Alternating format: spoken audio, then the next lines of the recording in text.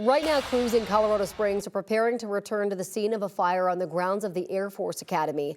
The Academy says the fire is 150 acres in size. No homes are in danger at this time, but there are pre-evacuation warnings in place. And let's get you a live look over Denver. Warm, dry, and windy conditions will continue as well today. Good morning, everybody. Let's get a check of that forecast now with Ed Green. Ed, we do mean windy out there. Yeah, and that's the problem. It dries everything out, as you saw with the fires yesterday. We have the low humidities, the gusty winds. So if those fires start to spread, and growth of them can really be significant. And that's the problem today. Tomorrow, a little rain and snow comes in that may aid that just a little bit. But right now, look at how mild the temperatures are. We're in the 40s all over the eastern plains, 55 down there in Trinidad, 45 in Denver, 21 would be the normal low for this time of year. So yes, we are very mild around here, and that's pretty much the way it goes across the state. So as far as the Denver forecast, sunny skies today, very windy. They could gust to about 40 miles an hour in the city here, 68 for a high, 37 for a low. Then things begin to change as the cold front moves on through. Pretty strong cold front too, because it drops us to 40 degrees.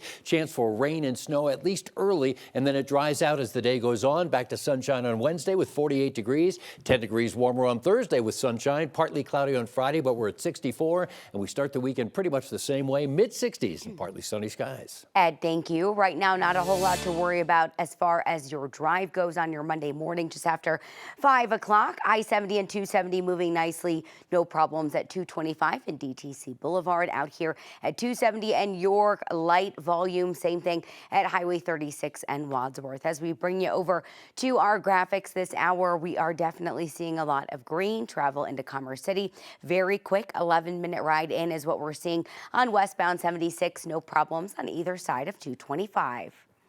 Erica, thank you. Today's warm and windy conditions mean red flag warnings across much of the metro area. Yeah, crews have already been dealing with a handful of brush fires all weekend long. Night reporter Jaleesa Irizarry joins us now. Jaleesa, it sounds like firefighters are bracing for what could be yet another busy day.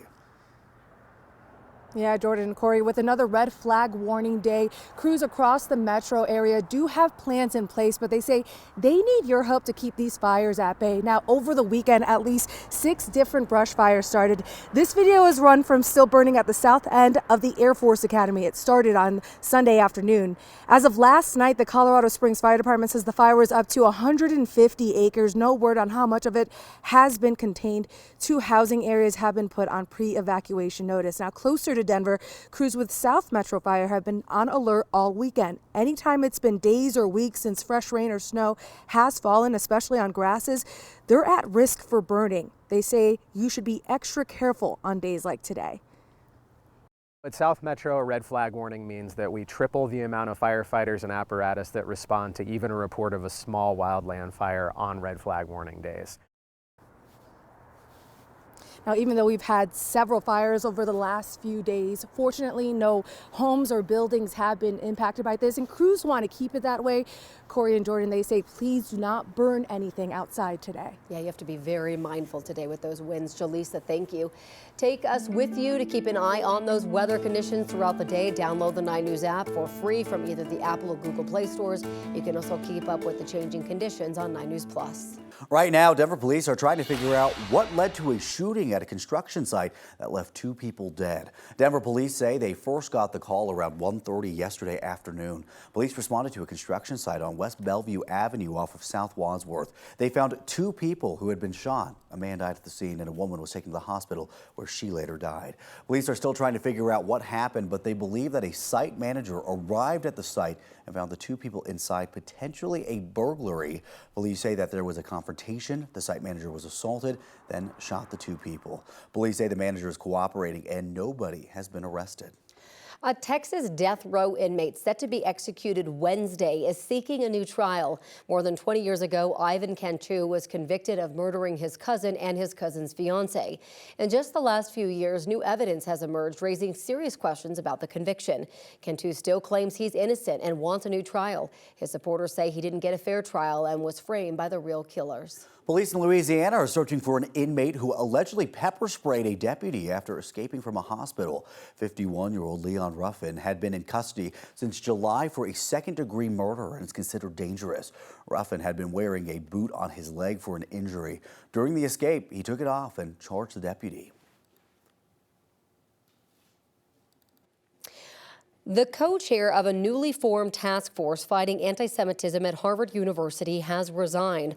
Harvard's president says Rafika Sadoun has been replaced because she decided to focus on other tasks at the university. Harvard remains under scrutiny from politicians, regulators, alumni, and others. Some Jewish alumni are even taking the step of auditing Harvard in a bid to identify sources of anti-Semitism.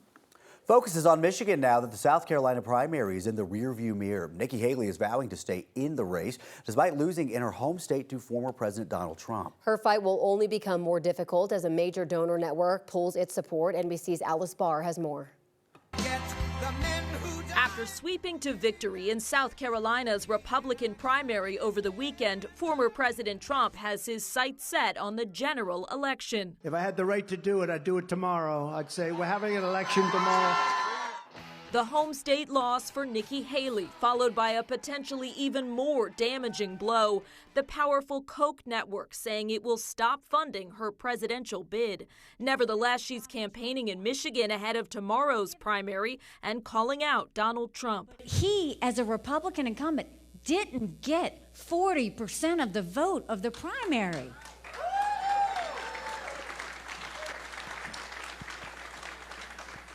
And so the issue at hand is he's not going to get the 40% if he's going and calling out my supporters and saying they're barred permanently from MAGA. Some Michigan progressives are pushing to have Democrats vote uncommitted over President Biden on Tuesday in protest of his support for Israel's war against Hamas amid the devastation in Gaza.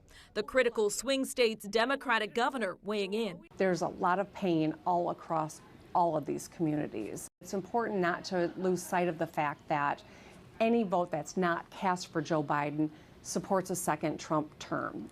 The Biden campaign out with a new ad accusing former President Trump of sabotaging a bipartisan border security bill. Donald Trump roots against America every chance he gets.